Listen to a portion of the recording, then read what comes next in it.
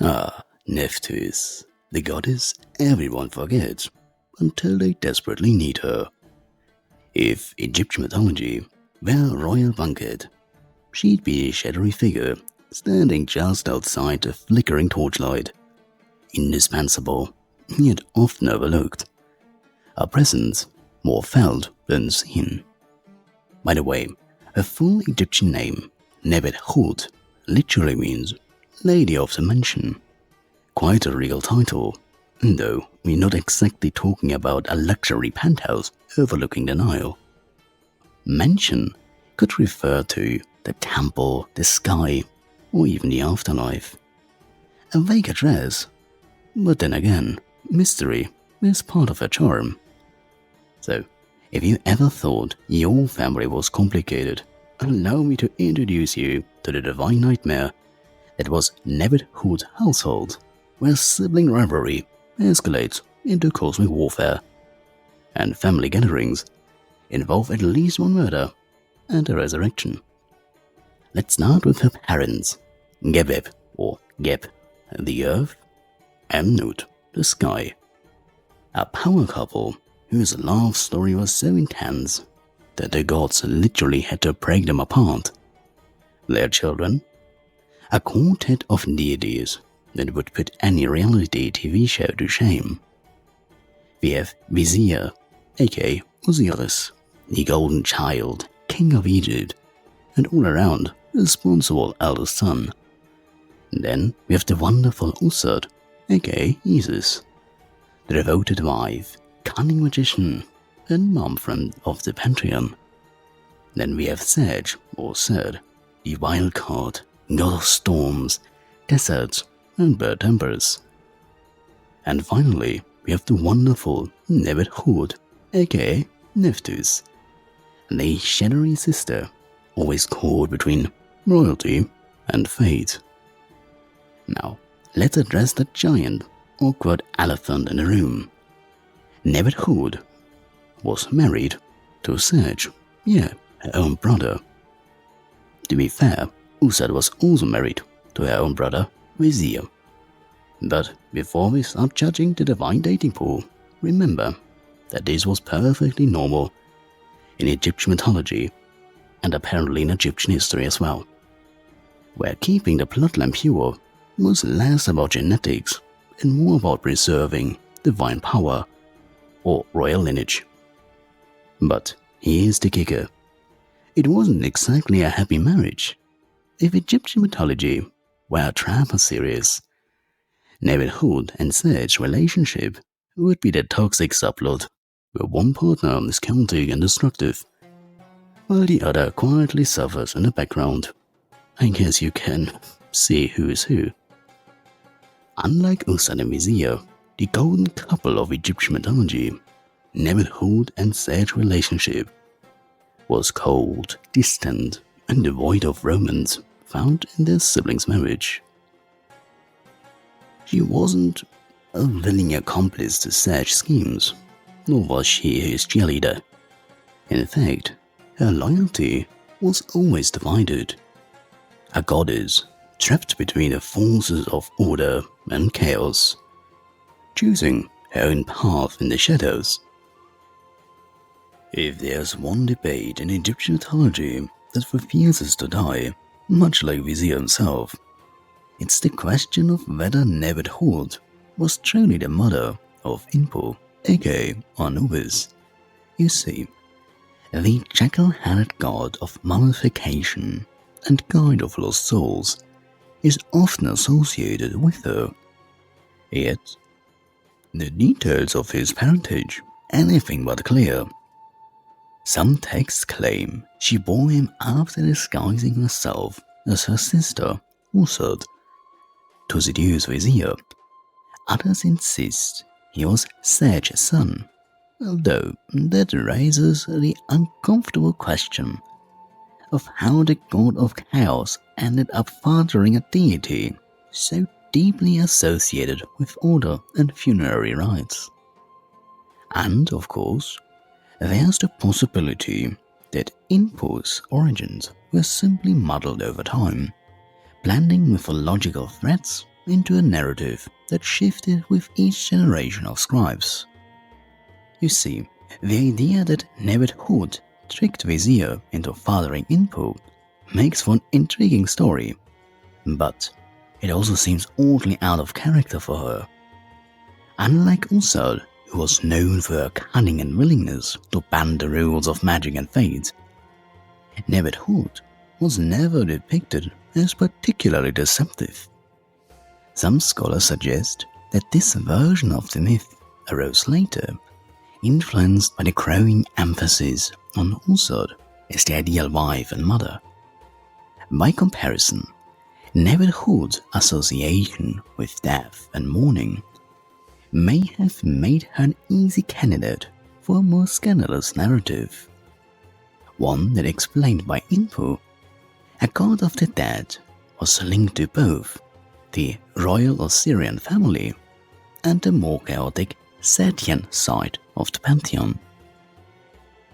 If we turn to alternative accounts, there are hints that Inpu may have originally been Sej's son, later re-imaged as Vizier's child when Sej's reputation took a turn for the worse. The earliest Egyptian religious texts don't always align on divine parentage. Gods could be adopted into different lineages, their roles shifting as religious centers gained or lost influence. In some cases, Inpu is explicitly called Sej's son, which would make sense if we consider Sej's domain over the desert and Inpu's connection to cemeteries, often located on those barren landscapes. But this interpretation became less favorable over time, especially as Sej evolved into a villainous figure. Associating Inpu with him may have been seen as an uncomfortable contradiction. How could a god so integral to guiding souls safely into the afterlife be the direct offspring of the deity most famous for upending cosmic order? Regardless of who fathered him, Inpu and Nbt Ḥwt share an undeniable connection. She is frequently depicted as his protector, and in many funerary texts, she stands alongside him as a guardian of the dead. If we take a step back from the tangled question of bloodlines, we see a far more enduring truth. Nbt Ḥwt as the goddess of the threshold, and Inpu as the one who leads souls through the threshold, form a natural pair. Whether or not she physically gave birth to him, she was, in every way that mattered, his divine mother.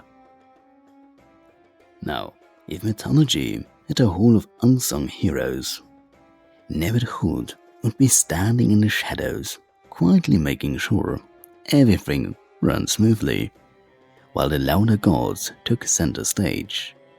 Unlike her sister, Ussad, who went to great lengths to actively challenge Sej, Nbt Ḥwt didn't engage in grand magical duels or political maneuvering. She wasn't the type of launch full-scale divine retaliation. Instead, her rebellion was quiet, subtle, and all the more powerful for it. You see, she didn't need to overthrow Sej in dramatic fashion. She simply chose not to support him, and in a world where divine loyalty was often expected, choosing not to act was an act of defiance in itself. She mourned Vizier, helped Ussad search for his body, and aligned herself with the forces of order without ever making a grand spectacle of it. While Sej raged and Ussad wept, Nbt Ḥwt remained in the periphery, a steady but silent force working against the chaos. This was no small thing. Unlike Ussad, who had the love of the people and the backing of powerful myths, Nbt Ḥwt existed in a strange limbo, married to Sej, yet not truly his ally, a daughter of the sky and earth, yet never placed at the forefront of worship. She was caught between extremes, standing at the crossroads between the living and the dead, chaos and order, presence and absence. And yet, instead of being consumed by these contradictions, she mastered them. Her role in Vizier's resurrection is the perfect example. She could have remained with her husband, but instead, she assisted in the rituals to restore Vizier. While Ussad performed the magic, Nbt Ḥwt was there in the background, ensuring the process succeeded. It's easy to overlook her contributions when compared to her sisters. But without Nbt Ḥwt, Ussad would have been alone in her grief, and Vizier's return might never have been secured. She didn't need to be the star of the story to change its outcome. And that is what makes Nbt Ḥwt's rebellion so compelling. She represents those who work behind the scenes, the ones who do not seek glory, but who shape history nonetheless. Hers was a rebellion fought in whispers, in small but powerful choices, in quiet acts of deviance that ripple through eternity. While others were busy taking up swords, Nbt Ḥwt became the guardian of those caught in between, protecting the souls who had no voice and guiding them where they needed to go. She may not have had temples as grand as Ussad or stories as dramatic as Sedge's, but her power lay in the shadows, where the unseen forces of the universe held everything together. If there's one thing that history has taught us, it's that quiet figures often get overshadowed by the more dramatic, headline-stealing characters. Nbt Ḥwt is no exception. While Ussad became the face of divine motherhood and magic, and Sedge evolved from a powerful protector to a full-blown villain, Nbt Ḥwt was left in the margins, misunderstood, mistranslated, and often outright ignored. Part of the problem lies in how we interpret ancient texts. The Egyptians didn't have a rigid, universally agreed upon mythology. Their stories shifted across time, regions, and ruling dynasties, meaning that gods weren't always depicted the same way. Nbt Ḥwt in particular suffered from this inconsistency. Some sources call her barren, while others depict her as the mother of Inpu. Sometimes she is portrayed as Ussad's devoted ally, yet in other versions, she is little more than a shadowy, passive figure in the background. Later Greek and Roman writers, often unfamiliar with the nuances of Egyptian belief, flattened her character even further, reducing her to little more than a footnote in a greater Osirian myth. Even her name caused confusion. Nephthys is the Greek rendering of Nbt Ḥwt, which roughly translates to, as mentioned before, Lady of the House. But what exactly does that mean? It's tempting to assume she was some kind of domestic goddess, a counterpart to Ussad, more public role. But this interpretation is overly simplistic. In ancient Egyptian symbolism, the house could mean far more than just a physical dwelling, as said at the beginning. It could represent lineage, the temple, the hidden realms, or the afterlife, or even the unseen cosmic structures that held reality together. Nbt Ḥwt then was not just the lady of the house, in the way we might think, but rather the unseen force that maintained the cosmic order from within. She was the protective barrier between life and death, the liminal space between existence and non-existence, the hidden counterpart to the visible world. Despite this, she never quite received the same devotion as her sister. Also had temples, cults, and an eventual global legacy that persisted well into the Greco-Roman world. Nbt Ḥwt, by contrast, was more venerated in tombs than in grand temples, a deity whose power was most recognized in the quiet, solemn moments of mourning and transition. In many ways, this makes sense. She was not a goddess of spectacle, but one of silent endurance. While Uset was invoked for miracles, Nbt Ḥwt was there for those who had already faced loss, guiding them through the unknown with quiet resolve. And yet, despite her importance, modern retellings often reduce her to a supporting role, a mere accessory to Uset's grand story, a tragic figure trapped in sad shadow, or a vague funerary deity with little personality of her own. But if we step back and truly examine her place in Egyptian cosmology, we find something far more compelling. Nbt Ḥwt was never truly invisible. She was simply always where no one was looking. If gods had resumes, Nbt Ḥwt's would be impressive, but her most defining role, her magnum opus if you will, was the mourner of Vizier. It wasn't just a sidekick or passive appearance in the myth. It was her defining religious function, one that shaped her presence in tombs, temples, and the Egyptian consciousness for millennia. The Osirian myth is well known. Sage, in a fit of divine sibling rivalry, and possibly an early example of political assassination, murders Vizier and scatters his remains across the land. Uset, determined to undo the damage, embarks on a quest to restore him. But she doesn't do it alone. Nbt Ḥwt is right beside her. And this is where Nbt Ḥwt truly comes into focus, not as a mere background character, but as the divine mourner, the goddess who embodies the ritual lamentation that was crucial to Egyptian funerary beliefs.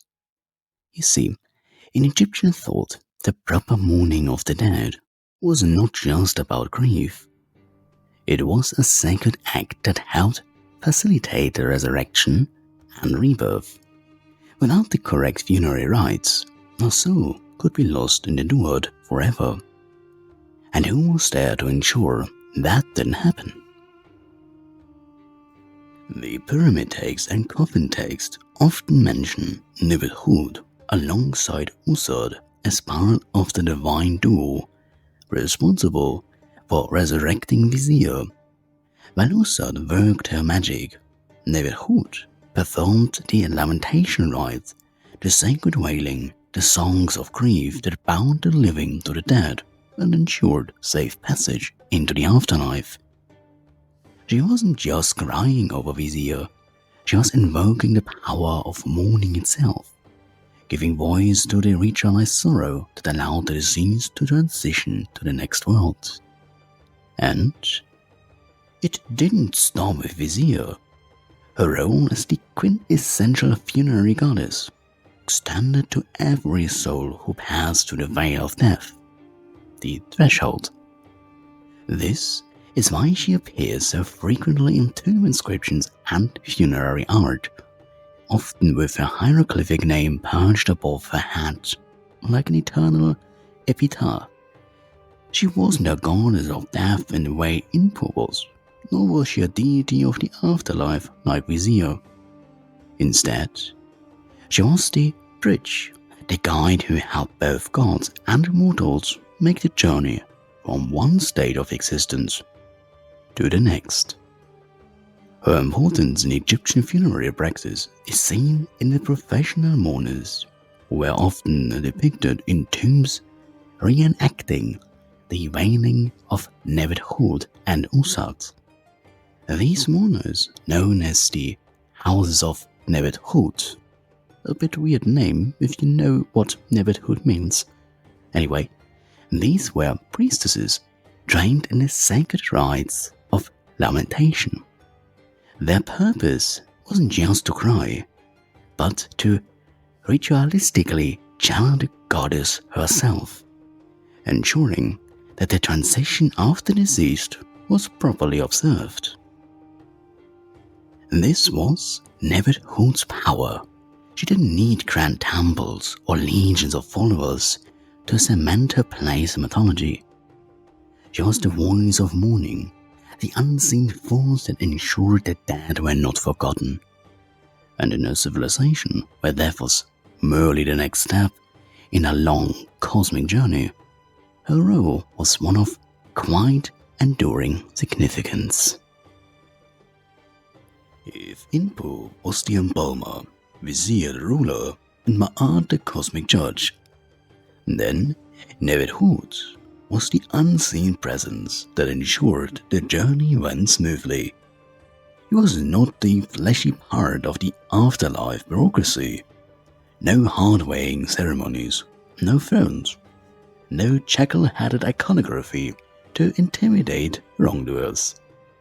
Instead, she was the quiet presence, the goddess who accompanied the soul as it passed through the treacherous landscapes of the Duat, the Egyptian underworld. Her role as a companion of the dead is well documented in funerary texts, where she is frequently invoked alongside Usod to stand at the head and foot of the deceased sarcophagus, just as they did for Vizier. This was no mere act of divine decorum. The presence of Nbt Ḥwt ensured that the dead were not alone. She was the divine comforter, the quiet hand on the shoulder, the one who whispered, "I will not let you walk this path in silence." In Egyptian art, she is often depicted with wings spread wide, a gesture of protection that became one of her most enduring symbols. These wings were more than just decorative. They represented her role in shielding and guiding the soul. In many ways, she was the divine wind that carried the deceased toward rebirth. An unseen force pushing them gently toward Vizier's domain. This connection with protective winds later led to her association with desert spaces, where the boundary between life and death was always present. While Usod was invoked for healing and rebirth, Nbt Ḥwt was called upon for protection and safe passage. It was her name that was often inscribed on coffins, her presence that was invoked in the liturgical hymns recited by the living to safeguard the dead. The famous 4 sons of Hur, aka Horus, the deities responsible for guarding the internal organs of the deceased, were each associated with a protective goddess, and who was paired with Inpu's jackal-headed son Duamutef, guardian of the stomach, Nbt Ḥwt. But her role wasn't just ceremonial. Egyptian beliefs held that the deceased had to travel through a perilous underworld filled with supernatural threats. The afterlife was not a peaceful stroll through golden fields. It was a journey through the unknown, filled with challenges. And just as she stood by Vizier in his time of need, Nbt Ḥwt was there to ensure that no soul was left unguarded. Her presence in tombs, her invocation in protective spells, and her role in funerary rites all point to the same conclusion. She was never a passive bystander in the mythology of death. She was the silent guardian, the one who did not seek worship or temples, but whose presence was felt where it mattered most, in the quiet moments between life and eternity.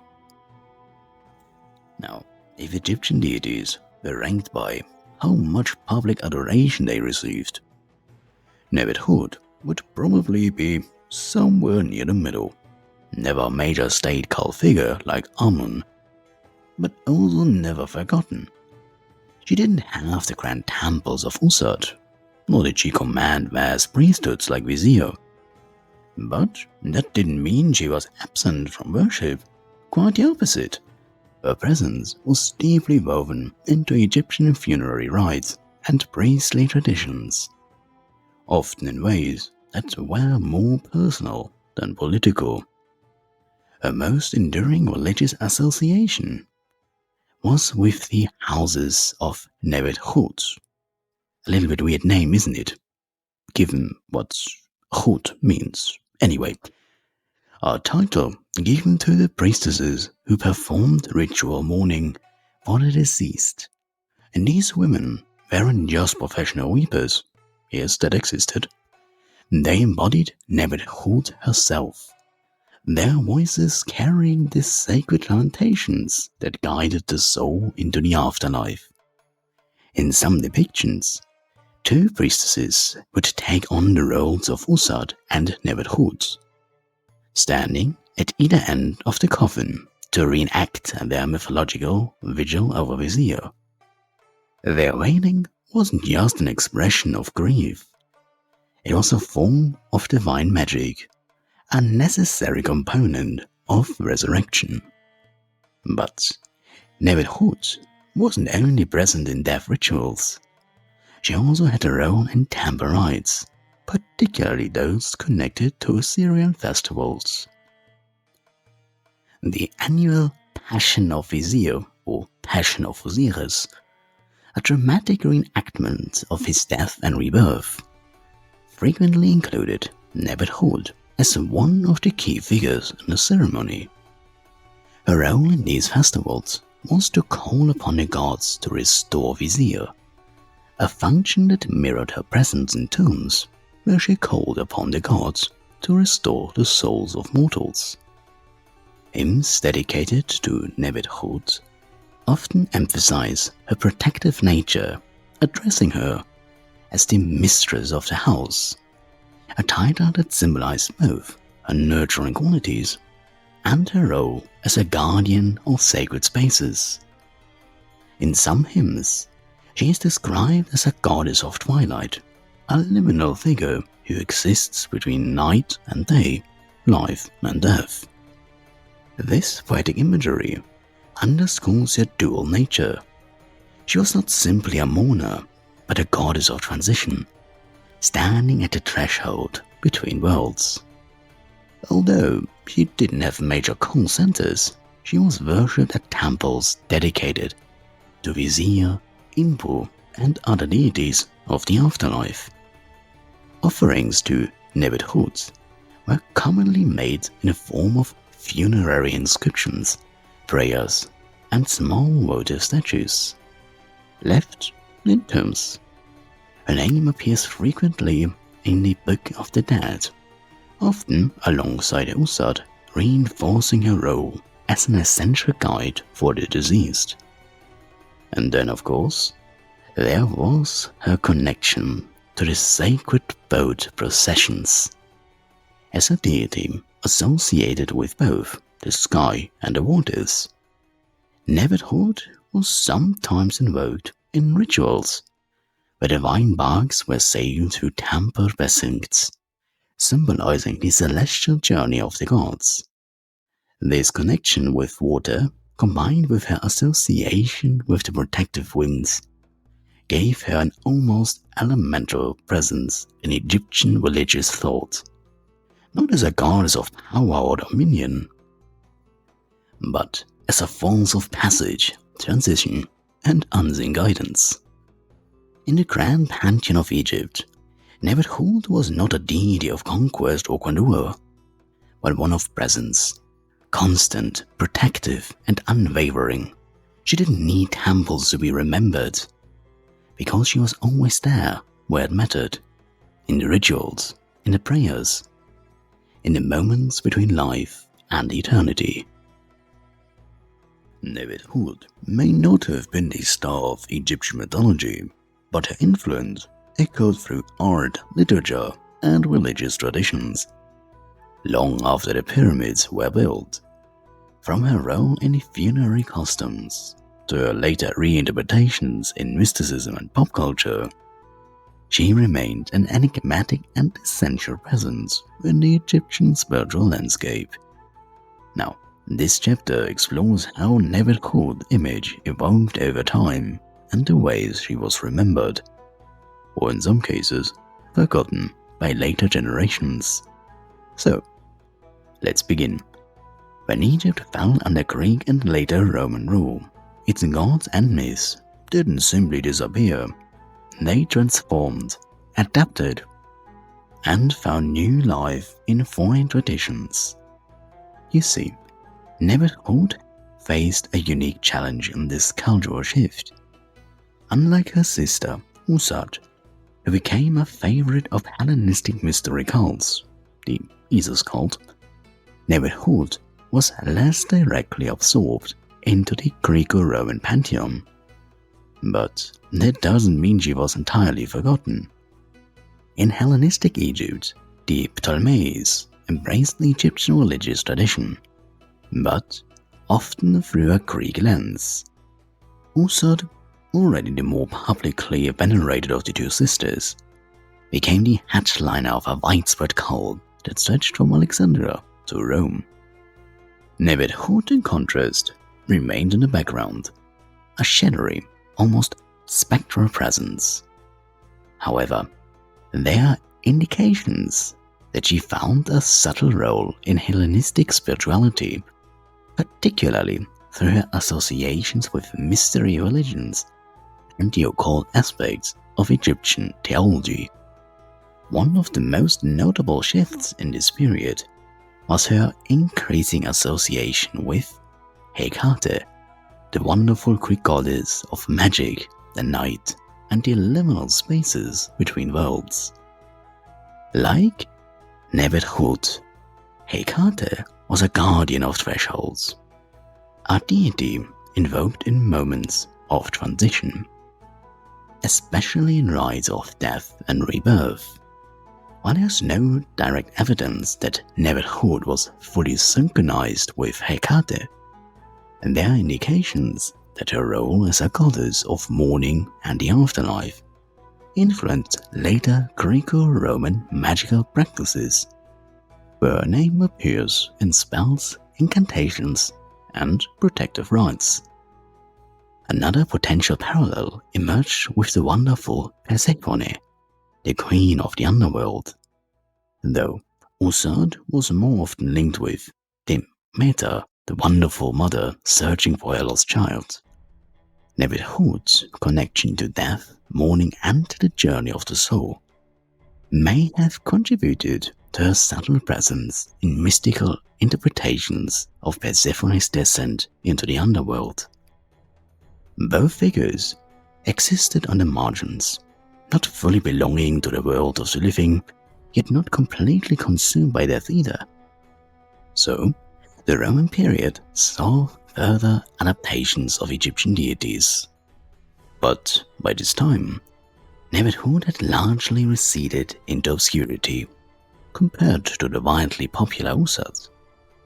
When Usat's cult, or Isis cult, became a dominant religious force in the Mediterranean, Nbt Ḥwt's role was less public and more confined to magical texts, funerary traditions, and esoteric practices. Roman-era Egyptian tombs still depicted Nbt Ḥwt alongside Usat in mourning scenes, indicating that her role in funerary beliefs endured, if she never became a central figure in public worship. Despite this, Nbt Ḥwt never quite vanished. She remained a quiet force in mystical traditions, a goddess invoked not for power or dominion, but for protection, transition, and unseen guidance, a role she had mastered long before the Greeks and Romans arrived. Nbt Ḥwt was never a widely worshipped goddess to begin with, not in the same way as her sister, Usat, her husband, Sej, or her son, or maybe nephew, Inpu.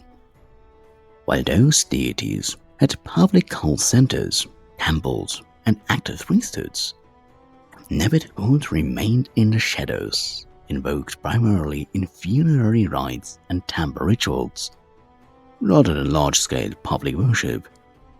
Her role was clear. She was the mourner, the protector of the dead, and the unseen force that helped souls transition into the afterlife. But as Egyptian religion evolved, her already subtle presence became even more obscure. By the time of the New Kingdom, Ursat had firmly overshadowed Nbt Ḥwt, absorbing many of her traditional functions. Texts that once listed Nbt Ḥwt as an essential funerary goddess began reducing her role to that of a silent assistant to Ursat, where once she was an equal mourner or vizier. Later texts paint her as a merly following Ursat's lead, a loyal but secondary figure.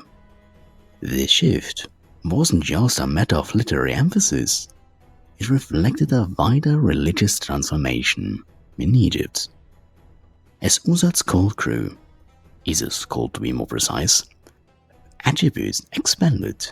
She became a universal mother, a cosmic queen, and an all-encompassing deity. There was less room for Nbt Ḥwt, who remained confined in her liminal funerary role. Her worship wasn't entirely erased though, but it became increasingly niche and fragmented.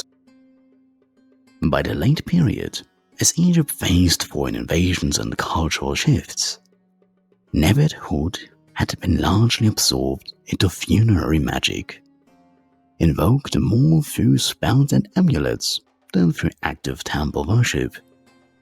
The Greco-Roman period solidified this decline.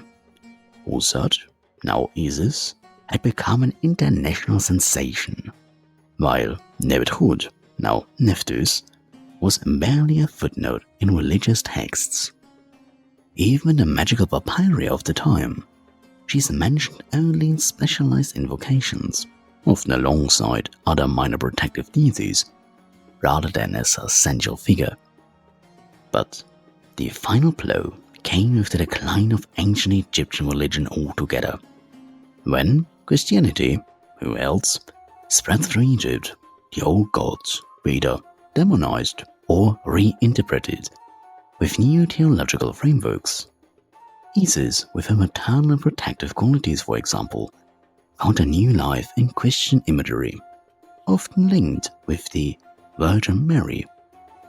But Nephthys, with her more obscure and mystical association, was largely left behind, fading into the forgotten corridors of history.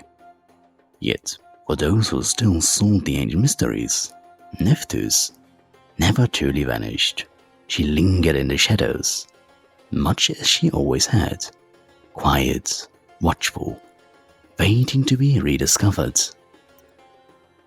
Now, for a goddess who spent much of her mythological existence standing in the background, Nbt Ḥwt found an unexpected afterlife, not in grand temples or state-sponsored cults, but in mysticism, magic, and esoteric traditions.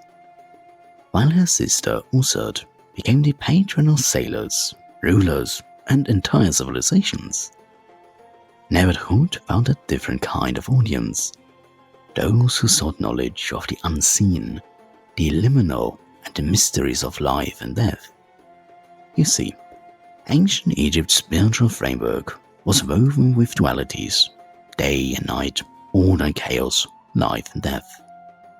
For every luminous force like Re or Ursat, there was a counterpart, a shadow, not in opposition, but in balance. Nbt Ḥwt embodied this hidden counterpart, the quiet force behind the grand spectacle, the whisper of the unseen beneath the roar of the visible. Unlike Ursat, whose magic was loud, performative, and world-altering, Nbt Ḥwt worked in subtle ways, her power existing in the in-between spaces of existence. She was invoked not for glory or conquest, but for passage, transition, and protection against the dangers that lurked in the shadows. The ancient Egyptians understood that darkness was not inherently malevolent, nor was silence a sign of absence. Nbt Ḥwt represented what could not be spoken but was always present. the mysteries that operated beyond human perception. Her presence loomed especially large in funerary rites, where she was one of the 4 deities guarding the canopic jars, specifically protecting the jar containing the deceased's lungs. A curious choice, one might think. Why lungs?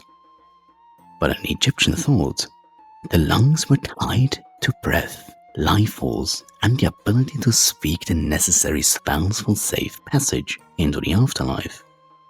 So, Nbt Ḥwt wasn't just watching over an organ, he was ensuring that the dead retained the power of voice in the underworld, a realm where silence could mean eternal oblivion. And this was her magic, one of endurance, survival, and unseen strength. She did not force her will upon the cosmos like Usad, or wield destruction like Sekhmet, but she ensured that the most fragile and vulnerable elements of existence were safeguarded. The unspoken, the forgotten, the nearly lost, these were hers to guard.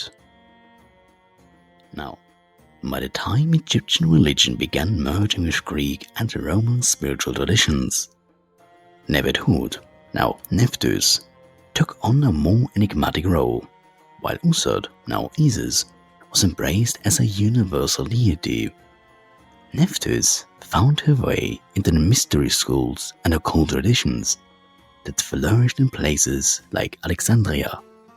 Here, scholars, alchemists, and mystics sought to unravel the secrets of the cosmos, often blending the Egyptian, Greek, and Babylonian thought into new spiritual systems. In some mystical traditions, Nbt Ḥwt was paired with Hecate, the wonderful Greek goddess of magic, the underworld, and the liminal spaces between worlds. Both deities shared a connection to night, the unseen, and the forces of transition. Hecate is a guide between the mortal world and the supernatural. Nephthys is a guide between life and death. Some late-period texts even referred to Nbt Ḥwt using titles that mirrored those of Hecate, suggesting an esoteric fusion between their cults. Additionally, Nephthys' association with protection, embalming, and the afterlife may have influenced later Hermetic and alchemical traditions, where the concept of transformation, both spiritual and physical, was central. Some scholars believe her ties to the death and rebirth might have subtly informed later European occult traditions, where alchemists sought the philosopher's stone, a mythical substance thought to bring eternal life, and turning stuff into gold. In this way, Nbt Ḥwt, now Nephthys, became not just a funerary goddess, but a symbol of hidden knowledge and the pursuit of transcendence. Time has not been kind to Nbt Ḥwt. While Usad found herself enshrined in temples from the Nile Delta to the far reaches of Roman Empire, then under the name of Isis, Nbt Ḥwt faded into the background, much like she did in the myths themselves.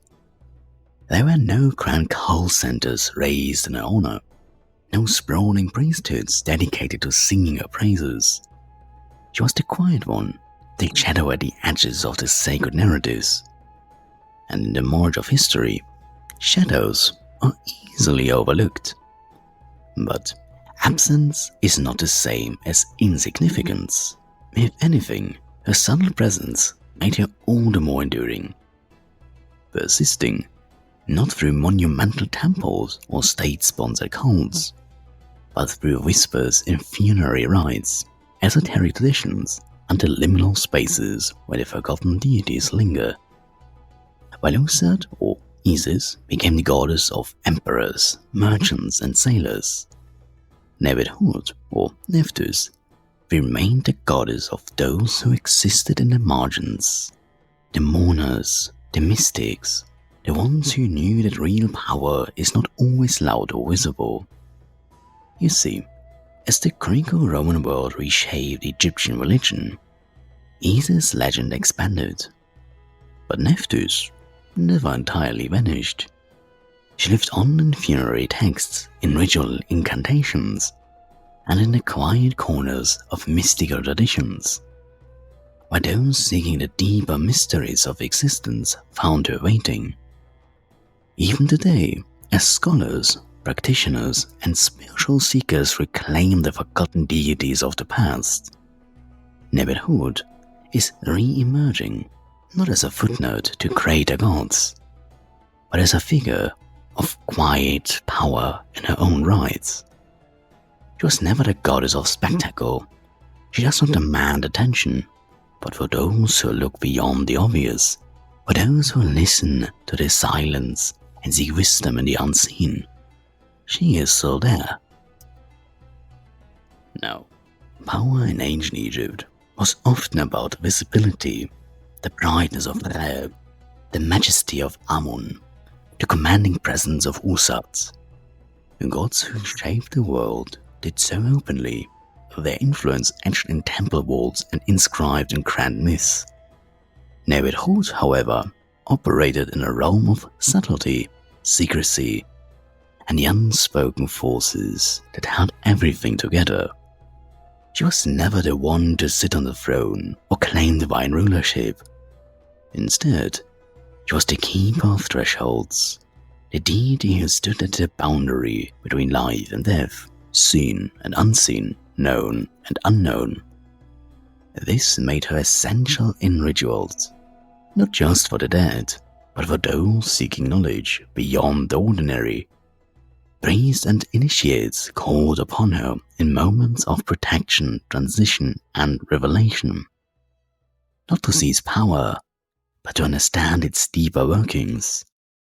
Her presence in Egyptian magic was one of quiet endurance. While Usat's spells reshaped reality itself, Nbt Ḥwt's invocations provided guidance through the unseen, ensuring that souls, knowledge, and sacred wisdom were not lost in the void. She was a patron of those who worked in shadows, guardians, healers, and those who preserved the mysteries without demanding recognition. Even the dead, wrapped in linen and prepared for eternity, were entrusted to her care. The ancient funerary texts spoke of her lamentations, her protection, her role in ensuring that the soul did not wander lost in the afterlife. She was not a ruler or conqueror. She was a guide, and sometimes the ones who lead others safely through the darkness are more powerful than those who merely stand in the light. While Usat often took center stage in grand temple reliefs, Nbt Ḥwt appeared in quieter, more solemn settings. She was frequently depicted alongside Usat, standing at the head or foot of coffins, arms raised in mourning, her wings outstretched in a silent gesture of protection. Unlike Usat, who often wore the throne hieroglyph atop her head, Nbt Ḥwt bore the symbols of her name, Nbt Ḥwt, Lady of the Mansion. This was a reference not to a physical palace, but, as said already, to her domain over liminal spaces, sacred enclosures, and the unseen realms of the dead. Her artistic depictions reflected her dual nature, both mournful and protective.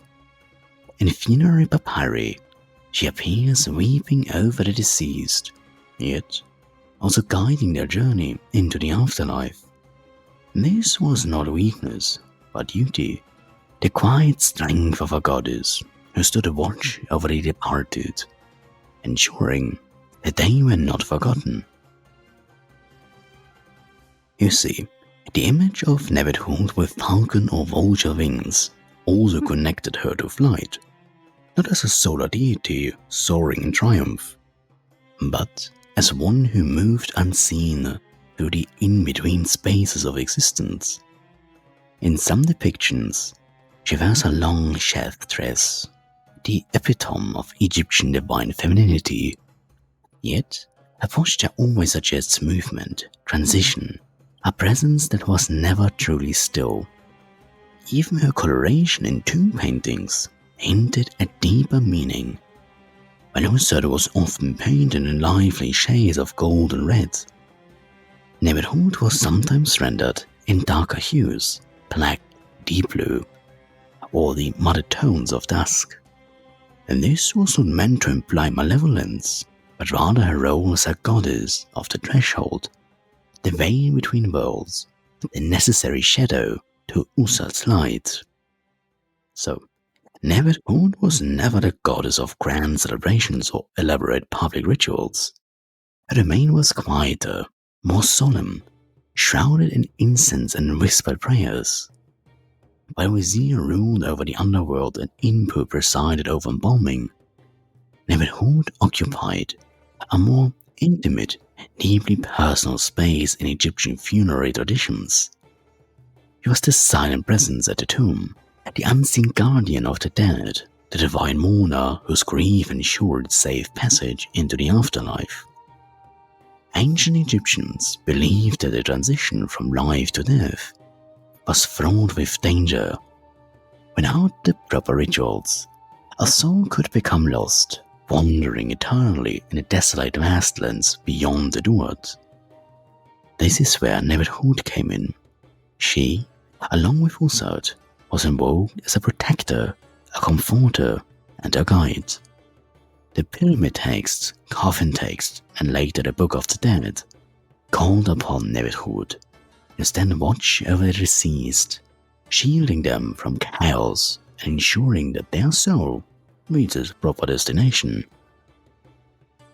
Her role in the funeral processions was not merely symbolic. Professional mourners, often priestesses, were said to take on the aspect of Nbt Ḥwt and Ursud during funerary rites. So, these women, known as Kites of Nbt Ḥwt, performed ritual lamentations. Their cries meant to awaken Vizier and steer the soul of the deceased. The act was more than grief. It was a magical invocation, a means of ensuring resurrection and renewal. In the grand cosmic order, Nbt Ḥwt was never the one to rule, nor the one to judge. Instead, she was the one who remembered. When names were forgotten, when tombs crumbled, when the voices of the living faded, it was Nbt Ḥwt who remained at the threshold, standing between oblivion and eternity. In a civilization where life and death were woven together in an intricate cosmic balance, mourning was never just an emotional response. It was a sacred duty. Nbt Ḥwt, the ever-watchful sister of Ursud, became the divine embodiment of grief, loss, and remembrance. But she was not a figure of despair, far from it. Her mourning was an act of power, a force that shaped the cycle of life, death, and rebirth. You see, the myth of Vizier firmly established her role. She mourned not just for her lost brother, but for all the dead. Her cries were said to shake the heavens, awakening gods to the injustice of death. This was no passive weeping. Her lamentations were believed to be a magical force capable of calling spirits back from the abyss. It was through this mythic role that Nbt Ḥwt became deeply associated with the professional mourning rituals of ancient Egypt. Women trained in the sacred art of lamentation took on the personas of Nbt Ḥwt and Ursud, performing choreographed wails and ritualized gestures at funerals. Their mourning was a way of ensuring the soul was properly honored and remembered, preventing it from becoming restless in the afterlife. But Nbt Ḥwt's role extended beyond human funerals. She was present in royal burials, temple rites, and even daily prayers for the dead. Her name appears in countless tomb inscriptions, often alongside Ursut, their eternal duet ensuring that the deceased would not face eternity alone. In a culture obsessed with remembrance, Nbt Ḥwt was the guarantee that no one would be truly forgotten. Now, as said before, Nbt Ḥwt was never the goddess of grand temples, golden statues, or lavish possessions. She had no cult center rivaling that of Ursut, or better, Isis. No mystery schools dedicated to her name. To the untrained eye, she appears almost an afterthought in the Egyptian pantheon, forever standing in the background, a mere supporting character in mythological drama. But this is where the modern mind misunderstands her role. You see, Nbt Ḥwt was not overlooked, she was omnipresent. Unlike the sun god Re, who blazed across the heavens, or Ursut, or later Isis, whose name echoed through the temples of Rome, Nbt Ḥwt was a goddess of the in-between. She was neither the radiant queen nor the fearsome warrior. She was the stillness between day and night, the whisper between breath and silence, the space between life and death. In Egyptian belief, these liminal spaces were not just incidental, they were essential to maintaining cosmic balance. This explains why, despite the lack of grand temples in her name, Nbt Ḥwt's presence was woven into nearly every funerary tradition for thousands of years. Her role was not one of spectacle, but of quiet, unshakable necessity. When a pharaoh was laid to rest, when an offering was placed on a tomb, when the living spoke the names of their ancestors, Nbt Ḥwt was there. While Nbt Ḥwt never had a monumental temple complex rivaling Karnak or Philae, this does not mean she was without sacred spaces. Her presence was not defined by towering columns or vast courtyards, but by smaller, more intimate shrines, places where her quiet but vital role in the cosmic order could be felt. These so-called houses of Nephthys, or houses of Nbt Ḥwt, but that sounds a little bit weird when you know what Nbt Ḥwt actually means, were often overshadowed by the grandeur of Vizier or Inpu, yet they carried immense spiritual weight. You see, one of the most notable sites where Nbt Ḥwt was venerated is Abydos, the sacred city of Vizier. Abydos was the epic center of funerary rites, where Egyptians from all walks of life wished to be buried, or at least have a cenotaph erected in their name. Here, Nbt Ḥwt was always depicted beside Ursut, lamenting Vizier, ensuring the cycle of rebirth continued. Yet, her role extended beyond mourning. She was a guardian, a speaker of protective incantations, a silent yet ever watchful presence over the deceased. Her name appears in ritual texts that describe her as the one who ensures safe passage into the afterlife, a function that required neither a grand temple nor large priestly orders, but instead a profound spiritual reverence. At Dendera, a temple complex better known for its dedication to Hathor, Nbt Ḥwt appears in inscriptions and reliefs, particularly in the context of funerary magic and the sacred mysteries of resurrection. She is depicted on temple walls alongside her sister, ensuring the rebirth of the divine and the dead alike. Though she was not the main deity of worship, her presence was indispensable, reinforcing the idea that she was never forgotten, only hidden. Her role at Philae, the last stronghold of Egyptian religion during the Greco-Roman periods, is particularly intriguing. Here, Nbt Ḥwt was invoked in rituals associated with Vizier and Usat, suggesting that even as the Egyptian religion waned under foreign rule, her presence persisted. In some inscriptions, she's associated with the night, the hidden, the secret wisdom that only the most devoted priests would have known. This is consistent with the evolving role of Nbt Ḥwt in later Egyptian thought. As a keeper of hidden knowledge, a silent power in the mysteries of life and death. Yet, perhaps the most overlooked aspect of Nbt Ḥwt's sacred spaces is the tomb itself. While grand temples served the living, it was within the tomb, the threshold between worlds, where Nbt Ḥwt was most present. Nearly every royal tomb and countless private ones contains spells and prayers invoking her protection. In the pyramid text, she is described as one who embraces the king, ensuring he is safe on his journey to the afterlife. In the coffin text and the Book of the Dead, she appears as a divine mourner, but also as a fierce protector, standing at the head of the deceased, warding off malevolent forces.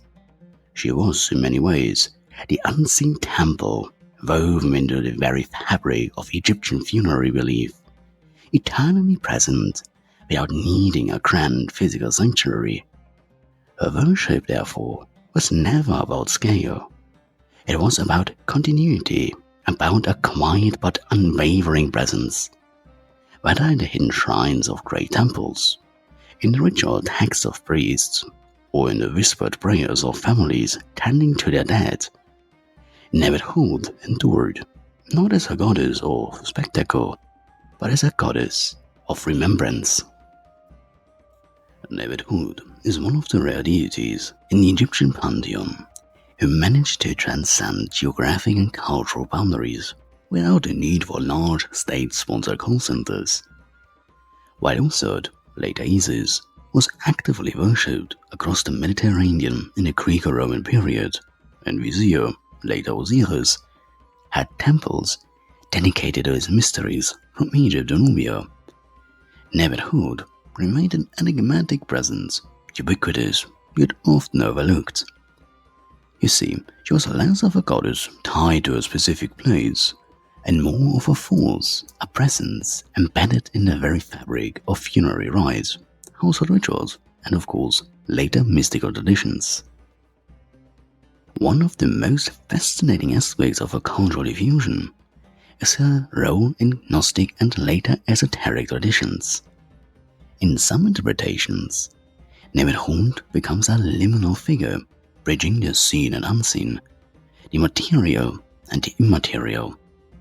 Some Greco-Roman texts hint at her association with Sophia, the divine wisdom that exists in the background of creation, always present but not always acknowledged. This subtle transformation aligns with her Egyptian characterization. She is there in the margins of myth, ensuring that the divine order is maintained. In Nubia, where Egyptian religious influence was deeply felt, Nbt Ḥwt appears alongside other deities in temple inscriptions. The Nubians, known for adopting and adapting Egyptian religious practices, seem to have embraced her in the context of funerary traditions, where protective and guiding aspects were emphasized, and given that Nubian rulers saw themselves as the true heirs of Egyptian tradition during the later dynastic periods, it is likely that Nbt Ḥwt continued to be revered in their sacred spaces, particularly in temples dedicated to Vizier and Usat. But perhaps the most surprising presence of Nbt Ḥwt outside Egypt comes through later Western esoteric traditions, and she emerges as a goddess, associated with the mysteries of death and transformation. The Hermetic and alchemical traditions of the Renaissance, which drew heavily from the Egyptian and Greek thought, occasionally referenced her as a hidden force, a shadowy counterpart to the luminous Usat, later Isis.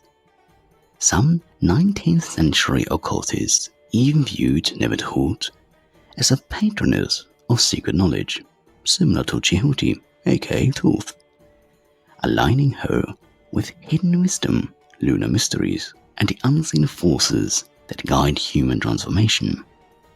You see, this interpretation aligns well with how she was perceived in Egypt, not as an absent or secondary goddess, but as an essential part of the cosmic balance, always present, yet never in the foreground.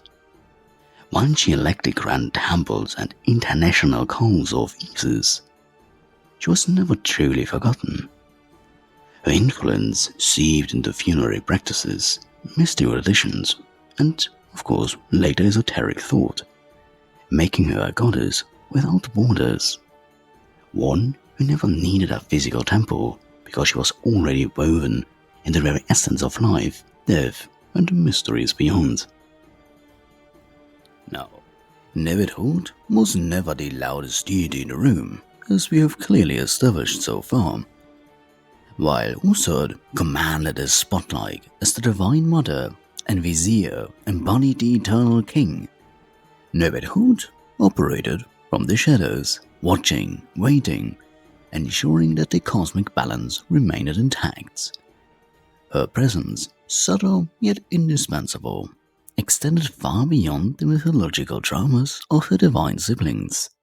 You see, in daily Egyptian life, in the quiet of funerary rites and whispered prayers, Nbt Ḥwt was always there. One of her most vital roles was in funerary practices, where she, alongside Usad, acted as a guardian of the dead, as we have already said before.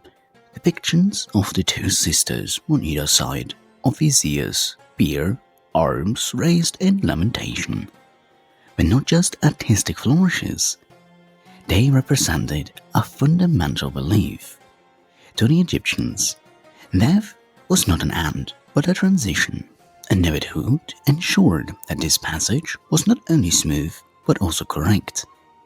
Adhering to the sacred laws of Ma'at, she was invoked in funerary texts inscribed onto tomb walls and included in ritual prayers to protect the deceased as they journeyed through the Duat, the Egyptian underworld.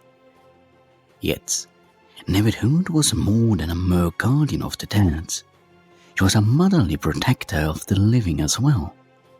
Amulets bearing her name and symbols were found in private homes, suggesting that Egyptians sought her quiet strength in daily life, particularly in matters of protection and healing.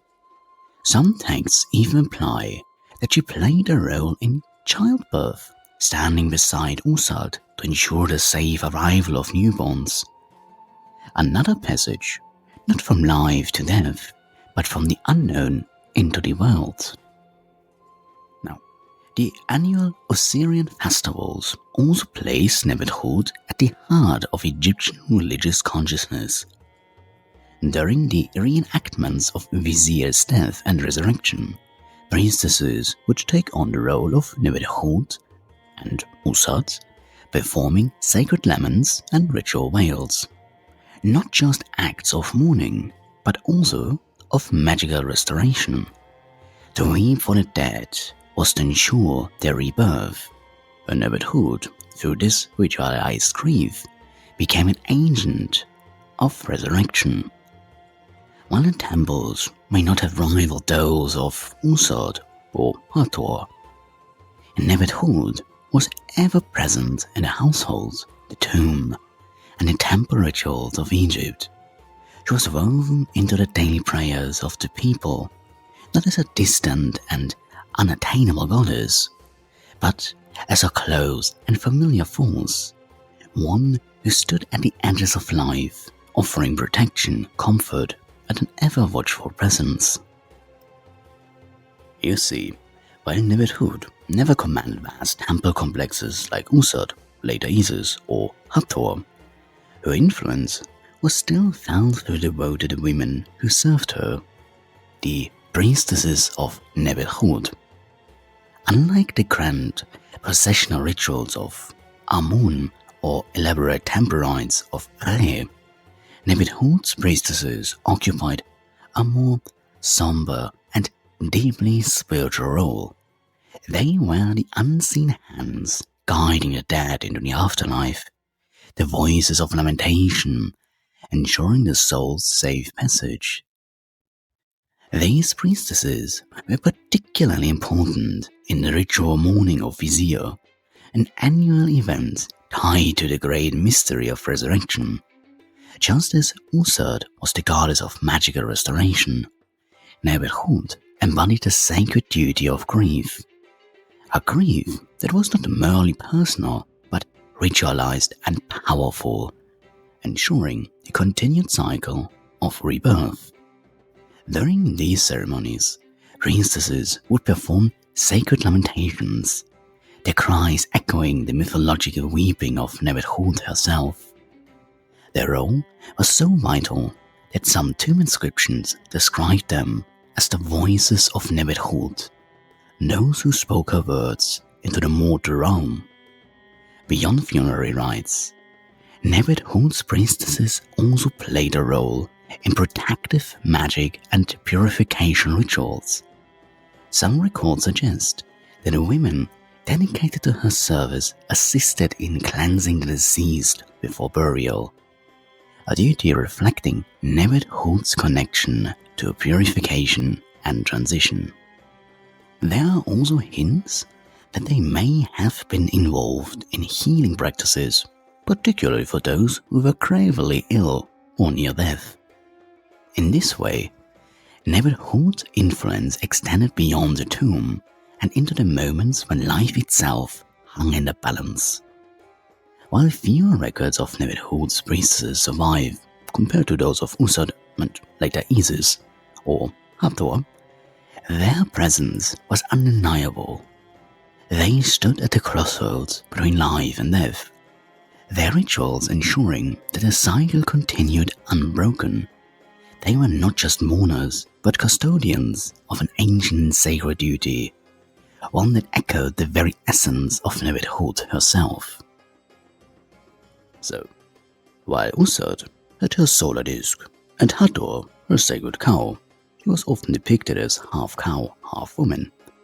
Nbt Ḥwt's symbols were more elusive, much like the goddess herself.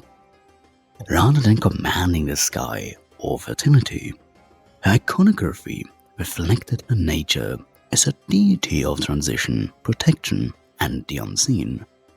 Primary emblem was the hieroglyph of her name, often depicted atop her head in artwork.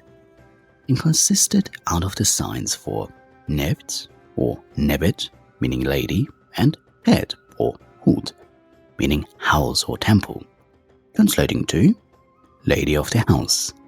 But contrary to some misunderstandings, as stated at the very beginning of this journey, this didn't mean she was just a domestic goddess. The house in question was the divine enclosure, the sacred space where the gods dwelt. Nbt Ḥwt then was not merely a lady of a physical home, but a guardian of divine sanctuaries and the unseen realms beyond human perception. You see, she was also frequently associated with the kite, a bird whose airy cries were linked to the wailing of mourners. And this connection wasn't coincidental. Kites were often seen circling over funerary sites, and the ancient Egyptians associated them with the spirits of the dead.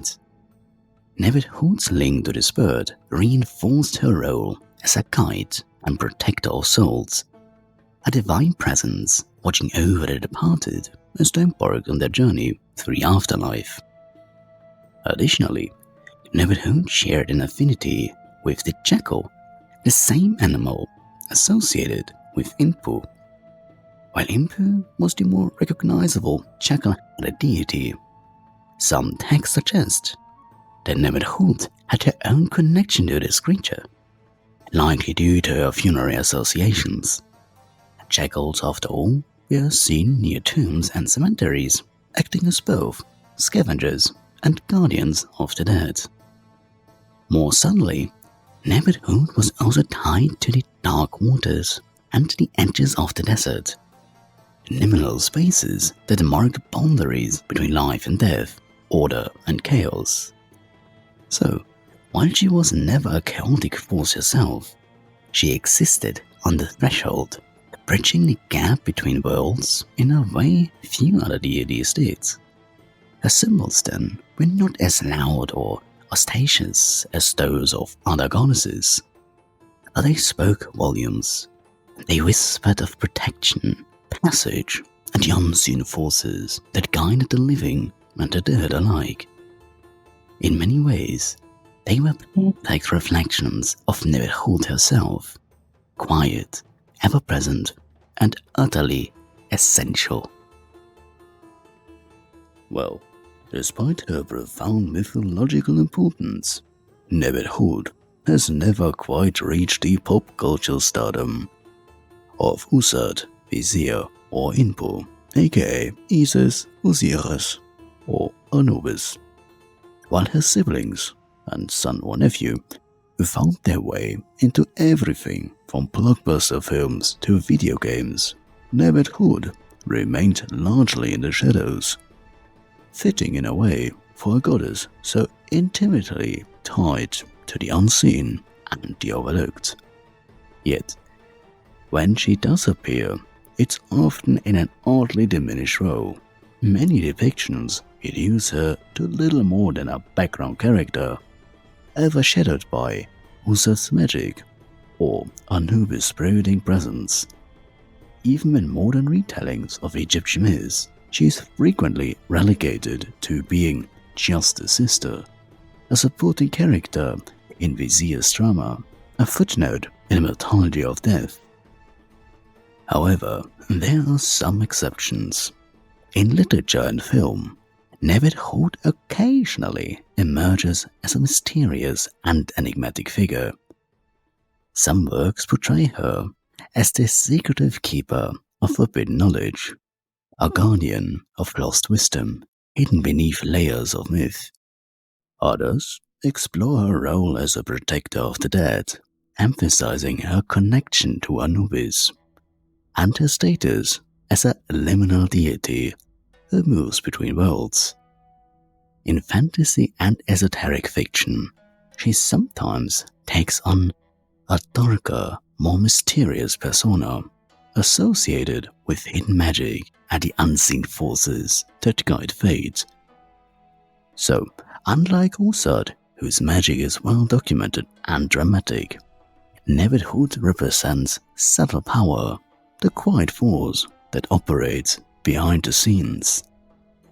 Yet, in many ways, Nbt Ḥwt remains one of the most underrepresented deities in popular media. Her quiet, shadowed nature does not lend itself easily to the dramatic storytelling that often defines modern adaptations of mythology. And so, while gods like Vizier, Ussat, and Inpu, aka Osiris, Isis, and Anubis, continue to dominate the cultural landscape, Nbt Ḥwt remains where she always has, watching from the margins, ever present, yet rarely acknowledged.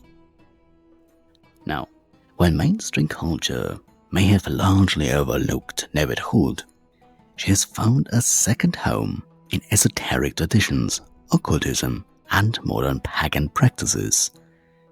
In these circles, Nbt Ḥwt is often revered as a goddess of hidden wisdom, liminal spaces, and mystical transformation. Her role as a guide of souls has made her a significant figure in funerary rites and necromantic traditions, where she is invoked as a protector of the dead and a medium between worlds. Unlike Ussat, who represents overt magical power, Nbt Ḥwt embodies the quiet magic of the unseen, the whispers of the void, and the mysterious that lie beyond human perception. In Theosophy, Hermeticism, and other esoteric movements, Nbt Ḥwt is sometimes associated with occult knowledge and the subconscious mind. Some interpretations link her to the shadow self, the hidden aspects of the psyche that must be acknowledged and understood for spiritual growth.